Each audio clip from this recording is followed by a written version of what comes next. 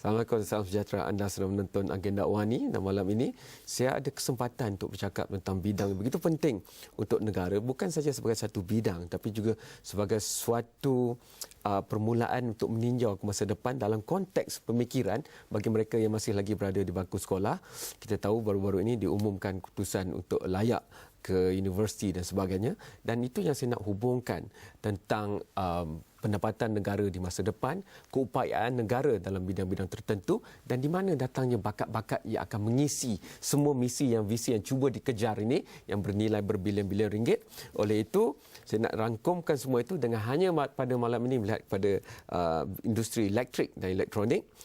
For that, I would like to move on to discuss in English because I would like to welcome Dr. Rebecca Fatima Stamaria. Thank you so much. Thank you. Thank you for having me. Yes, you're the SecGen or the person for MITI in terms of telling us about stuff like this. Like I remember that I think the industry of electrics and electronics is as old as I am because it started in Penang right at the end of the 60s and it really kicked off in the 70s. Right. But after decades of doing this, after decades of giving us a huge percentage of our export, employing hundreds and thousands of our people, and giving very good GNIs, or gross national income, at a good percentage level, we know that we cannot remain where we are because there's a lot of multinational companies, for example, as the heartbeat of the ENE, as the short form for this industry is known.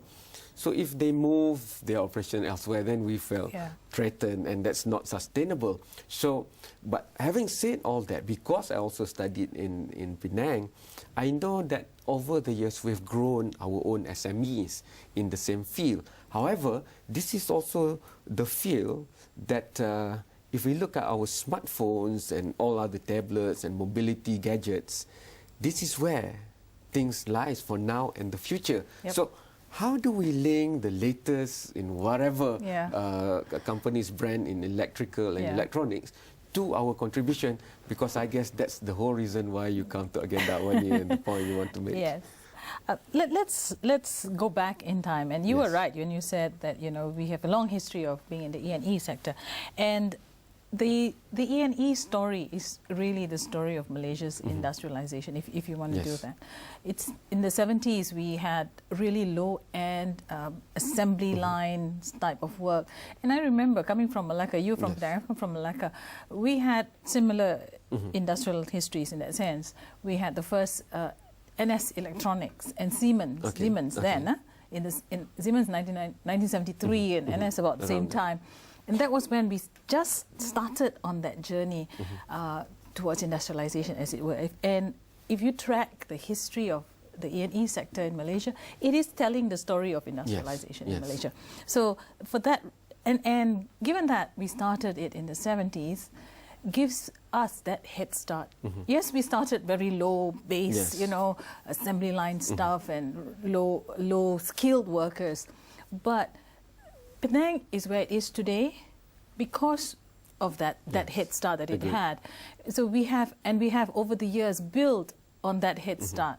So today, when you talk of the E&E sector, it is still a very important component of our exports, manufactured exports.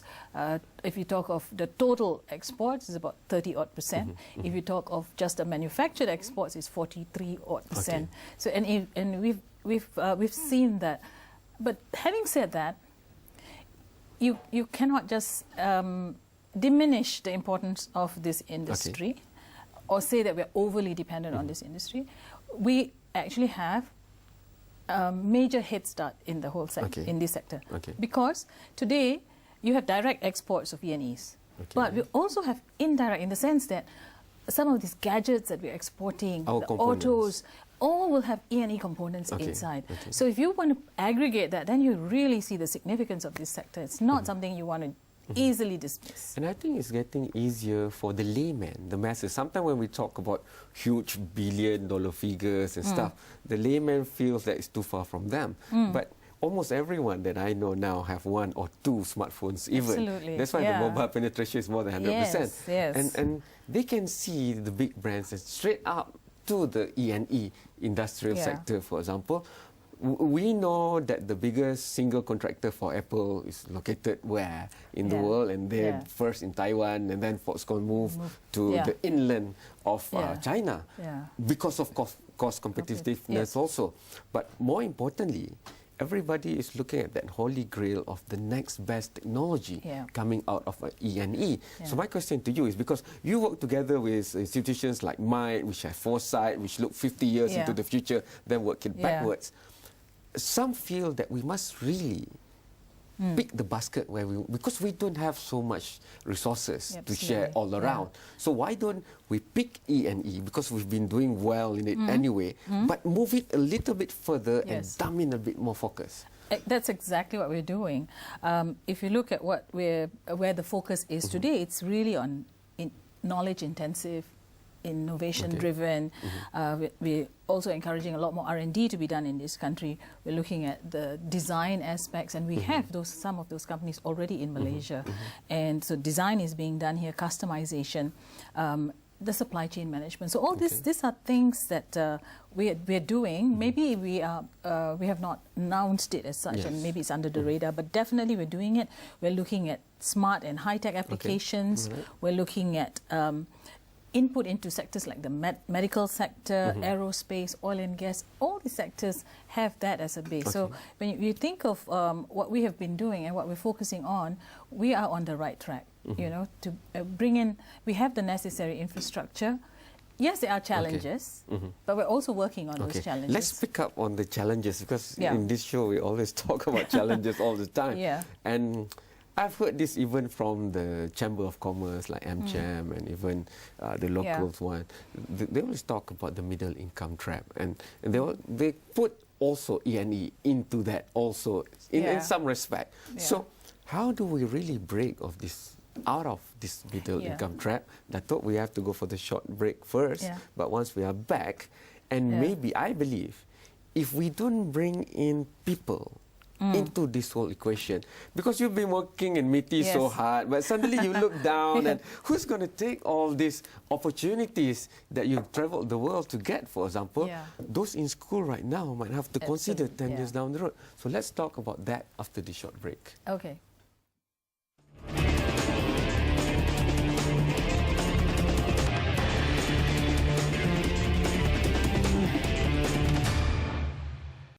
We're still talking about E&E, electrical and also electronics. And just to give you a bearing, when I look at data coming out of Europe, the Germans, for example, engineering and precision engineering, you can't beat the Germans at that.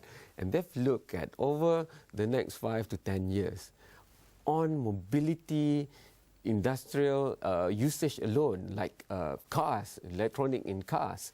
And it's going to be like 450 billion euros that they're targeting just for that component of the electronics and electrical in cars. Imagine all across the world, in all sectors and industries. I'm not going to talk about Internet of Things yet. That will be later. But how do we include the people into this, Dato'? Because a huge part of any article I've read on the analysis of E&E will go back to the talent part. Absolutely. And this goes back all the way to Intel, where the CEO have got to step into mud because last night was raining in 1972, and then they were thinking that in the 80s, do we really have masters in science and engineering and PhDs? We've proven that, but now for the next level, because if we don't have our own researchers coming out with new findings and developing it, then we might be behind to others. Yes, you're right on target when you talk about talent, and that's a challenge. So we realize it, and what we've done is the formation of what we call the collaborative research in engineering, science and technology center, CREST. Now, CREST is a key initiative. It is not just government. The value of CREST is that it is a combination, a collaboration between among industry, government and academia. So you got programs there that are very tailored towards what industry needs, but working with the universities and all that. And therefore, you have this ideal platform to get a pipeline of folks who will be industry ready. You will get folks who say, the university is for knowledge creation and not really about getting Not people just to catch job up to the ready, industry, you know. yeah. But we have to be practical about things and have that balance. So in CRESS, you really have that opportunity, and they've done some excellent work and working very closely with the MNCs and academia to ensure that there is alignment between what is coming and what we're producing. Because otherwise you'll be playing catch up, you know. Yeah. And we have competition. Absolutely. You know, traditional competition like since 1965 down south. I remember 3 years ago, because I like to critique the EU so much, so they brought the EU editors and together with some local editors, and we went down. They want to look at EU high technology partnership with Singapore. So I was brought to like 6 high key areas that I had to sign NDA forms, for example, to go in. And it's quite impressive. Yeah. So that's the kind of competitor that we have. Then we heard about Thailand also wanting to go down almost the same road like us, but they have lower wages, for example. So where do you park this talent? Yeah. Because we know that most of our talent and most of our R&D resides in our public higher learning institutions. Yeah. And that's a bit different from in the US, where their get-together with industry is a bit more seamless, a bit faster in that sense. Yeah, that's what we're trying to do with the entities like CREST, and encouraging more of this sort of collaboration so that you have your curricula, your syllabus tailored to or specifically preparing our students for the market when they come out. So, for example, when we bring in investment, when we approve an investment, there is a lead time. Right. It takes 2-3 years before it hits the ground. Yes. And therefore, that is your window of opportunity to prepare your talent. And that's why we're working with organizations like CRESS to ensure that, you know, from the time you approve a project to the time it hits the ground, you have that time to start working with the universities to then say, okay, here's what we will need. This is how we should go about it. So then you prepare your folks for when the project is ready to run, your folks are there ready to take on those challenges. It looks easier when we talk about it in the macro perspective, but if we go down micro, nanotechnology, for example, is a no-brainer for E&E. Yes. You want to go down, you want your phones to be smaller, everything you want the smaller. batteries to go and shrink, but be used longer, and all that will involve nanotech. So grooming nanotechnology, for example, you know, some people might say, yeah, it's nanotech, but to put it down on the ground in a lab, which costs millions and millions of ringgit, for example. So it's not just collaborating between the academia and the industry, but the whole total landscape need to be geared towards that. Absolutely. And we have, in Malaysia, we have looked at it from an ecosystem perspective. So in MIDA, MITI, we look at it from an ecosystem perspective. We know who the players are. And you're right about nanotechnology. We have the Malaysian nanotechnology folks that we're working with. They're all our partners in this. So it is not about MITI going on its own. You can't. So all the agencies that are involved in different aspects of the supply chain, including academia, including private sector. Now this tripartite combination is so important, and we realize it, and that's why we make it a structured. It's a structured engagement among the three parties. So whether it's nanotech, whether it's biotech corp, whether it's MIDA, whether it's MITE, we ensure that there is this seamless collaboration and dialogue that's going on. It's just one team. Yes, basically. It's just one, absolutely. Let's assume that that's all rosy, but still, it's quite a big task to go into the very competitive global trade landscape, for example. So I would like to tap into your very vast experience and expertise in going overseas and looking what others are doing well or not doing well. And, you know, even if we manage to produce all this, we need to market it. Absolutely. And we need to market it with perception, branding, price, or whatever else that you learn in Marketing 101. And so how do you look at it? Because more and more people are saying that it's not like the old days when you do something good in terms of product services, people come to you. But now you have to have networking. You have to have groupings, the PPA or otherwise, for example. So where do you look at? You look at Asia and China as the next engines of growth taking over from America, or do you balance your basket and put a bit in America, a bit in China and also India? Let's get your point of view on that right after this short break. Okay.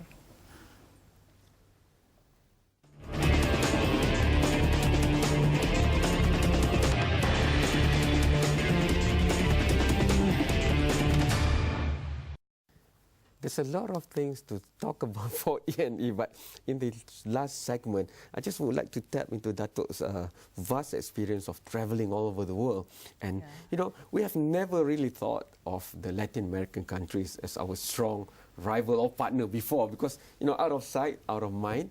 But as evident by the last World Cup, you know, it's tremendous what's happening in the Latin American countries. So how do you look at the global village that's shrinking, which is good in one sense, but when you have to push out your products and services, it's very, very competitive. So, well, yeah, you're right about the world, you know, is where we are. And Malaysia is a very open economy. So given all that, we cannot afford to be insular. We cannot afford to be looking only at the domestic market. We don't have a big domestic market. So for us to have any measure of success, we have to go out. And that's what we've been doing over the years. And again, as we work on collaboration in Malaysia, likewise outside, we build networks. So trade and investment missions are one. And my minister is, as we speak, in Australia, doing exactly that, pushing for a better market access for some of our products and services in Australia, taking advantage of the Malaysia-Australia Free Trade Agreement. Now, under that agreement, we get 100% duty-free access on day one. So, but it's working with the necessary governments to ensure that, yes, you have duty-free access, but what about the rules and regulations? So that's an aspect. Now, that's on a bilateral level. We've done it we do it bilaterally, then we do it regionally at ASEAN. Through our ASEAN agreements, our ASEAN networks, we also look at market access. Then there are the other, at the WTO, that's a more global, multilateral and global. Of course, other agreements, some are in the process of being negotiated. The Trans-Pacific Partnership, for example, that is another level of finding market access and greater economic integration for Malaysia. ASEAN, as I said earlier, that's a very important part of the work that we're doing, building networks in ASEAN, expanding, taking advantage of the opportunities that come from a growing ASEAN. So Malaysia is so well positioned. We've got the history of having had this sort of industrial development here, of the who's who in the E&E industry in the world is in Malaysia. So taking advantage of the history that we've had, the infrastructure, the ecosystem, and our links with ASEAN, it's just the opportunities are there. If I rephrase my earlier question in a different way, do you see us becoming like South Korea anytime soon? Because they used to be below us in the industrial ranking in the early 60s and early 70s. But now if you mention Samsung, you know, they can even take on Apple, for example. So some worry about, you know, the world getting smaller because they don't think we have the resilience in terms of our own brand and company to resist the onslaught of the big tsunamis of the world. But when you look at Korea, you know, we know the story of Samsung, we look at their other brands in electric and electronics, for example. So are we going that way? While we're doing all these other things, there will be specific effort also to make sure that we grow up our SME or even a new one to that level. Absolutely. I mean, we've been dependent in that sense on the MNCs, but that does not mean that we're not looking at growing our own indigenous companies, and that's what we're also working on. So you need that fine balance. Every country has its different models. Samsung, Korea went the route of having this protection so that domestic industry can grow.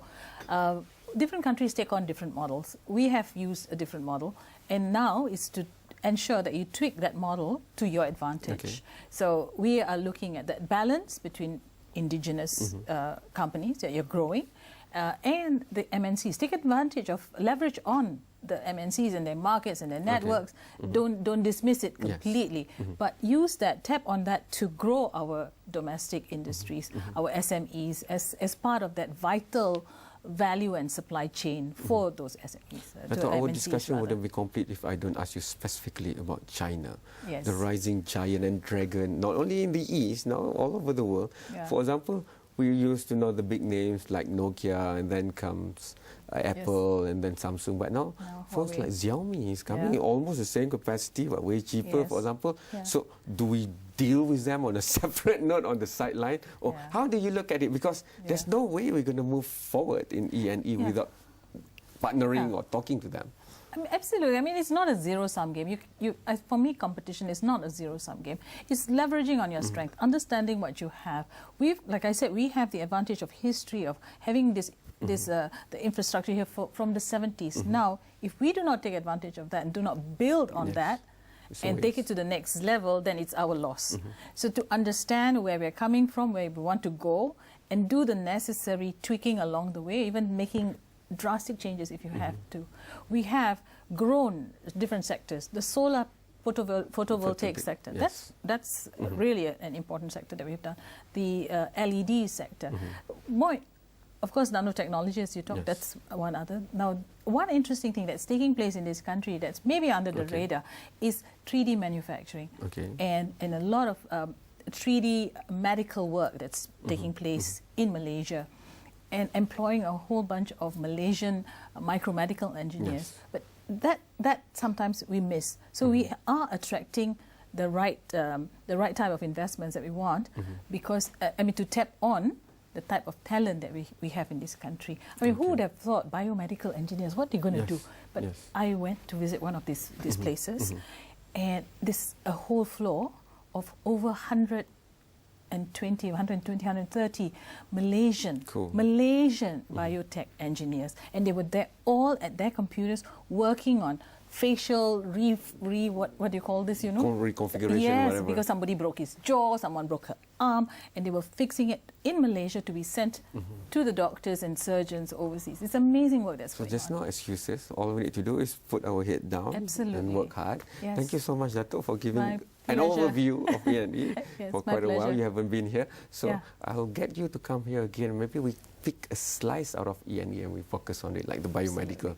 Thank you so much for making time, Dato'. My pleasure. Thanks to you for watching. Hantarkan pandangan anda sendiri kepada pelbagai platform yang Astro Awani ada, Instagram, Facebook, Twitter, ataupun terus muat turun aplikasi mudah alih iOS dan Android supaya anda boleh menonton program seperti ini secara langsung di gadget mudah alih anda. Itu juga elektrik dan elektronik sebenarnya. Sekian selamat malam. Terima kasih. Thank you so much, Dato'.